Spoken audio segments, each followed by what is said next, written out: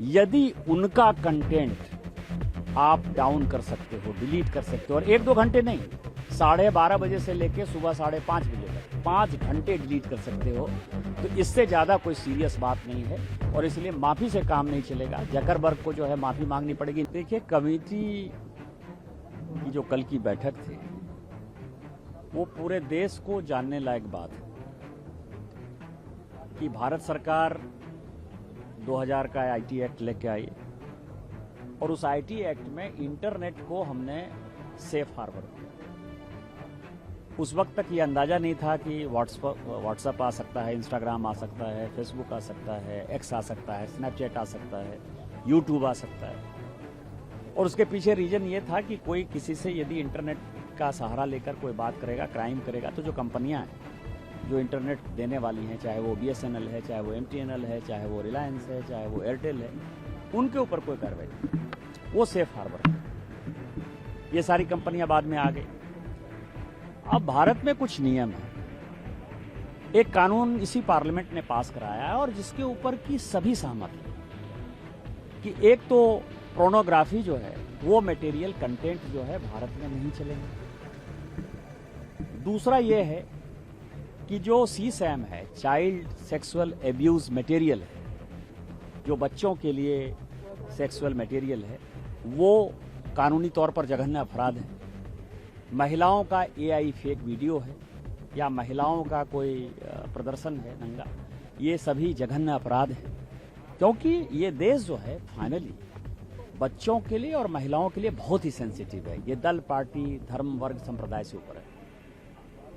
कल जो गृह सचिव ने बातें कही कि सेफ हार्बर देने के चक्कर में इस media platform, social media platform पे कोई परेशानी नहीं हो, इसके चक्कर में हम लगातार मीटिंग करते हैं चाइल्ड सेक्सुअल एब्यूज मटेरियल के ऊपर, महिलाओं के ऊपर, AI जनरेटेड फेक वीडियो के ऊपर। और जो सबसे घटिया बात है कि CSAM, child sexual abuse material को भी ये लोग डाउनलोड नहीं करते, डाउन नहीं करते, सब के सब चलते रहते। अब जितने आप ये समझिए कि नए नए जो ऑर्गेनाइजेशन बनते हैं, जैसे एंटी रिजर्वेशन ऑर्गेनाइजेशन बना, आपको पता है कि उसका जो एडवर्टीजमेंट है, वो जो पॉर्न वीडियो चलते हैं, जो सेक्सुअल वीडियो चलते हैं, उसके ऊपर वो एड चला के जो है लोगों को ल्यूर करते हैं, उसके साथ वो मेंबर बनाते हैं। इवन CJP का भी यही हाल है। और जो सबसे इंपॉर्टेंट है कि नए लोगों को तरजीह देने में एंटी स्टैब्लिशमेंट, एंटी डेमोक्रेसी बात करने के चक्कर में मेटा इंडिया, एक्स इंडिया या स्नैपचैट, गूगल जो भी करता है, वो क्या करता है कि नए लोगों को तरजीह दिया। अभी पिछले 1 सप्ताह में एंटी रिजर्वेशन वाला जो है 8 मिलियन जो है व्यूअरशिप हुआ, CJP का 30 मिलियन व्यूअरशिप हुआ, BJP का 10 मिलियन, कांग्रेस का 15 मिलियन, समाजवादी पार्टी का 2 मिलियन, आम आदमी पार्टी का 1 मिलियन। आप ये समझिए कि आप दूसरों को बढ़ाने के चक्कर में इसको क्यों ये करते हो। दूसरा, इसके पास कोई हिसाब किताब नहीं है कि आप जब सोशल मीडिया प्लेटफॉर्म का उपयोग करोगे तो VPN पर कितने लोग हैं, इसको तो बताओगे, क्योंकि VPN तो यहां बैन है। इन सारे सिचुएशन में जो गंभीर हालात हैं, और इसमें पूरी कमेटी, आज मैंने कई एक लोगों का देखा कि उसमें कांग्रेस के लोगों ने ये कहा, हमारी कमेटी में किसी ने कुछ नहीं कहा, सभी के मिनट्स हैं हमारे पास, सभी कमेटी के मेंबर यूनानिमस थे कि इस देश के प्रधानमंत्री होते हैं, यदि उनका कंटेंट आप डाउन कर सकते हो, डिलीट कर सकते हो, और 1-2 घंटे नहीं, 12:30 बजे से लेकर सुबह 5:30 बजे तक 5 घंटे डिलीट कर सकते हो, तो इससे ज्यादा कोई सीरियस बात नहीं है।